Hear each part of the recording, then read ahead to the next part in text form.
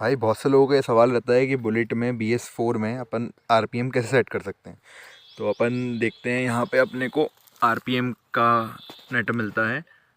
ये आप देख सकते हो, ये जो स्क्रू है इसको अगर आप टाइट करोगे तो RPM बढ़ेगा, और अगर बस आप इसको ढीला करोगे तो RPM लो होगा। तो और ये बहुत ही ईजी है, ये हाथ से ही टाइट और लूज़ हो सकता है। आपकी गाड़ी अगर BS4 है और अगर आपको RPM सेट करना है तो आप यहाँ से कर सकते हो। धन्यवाद।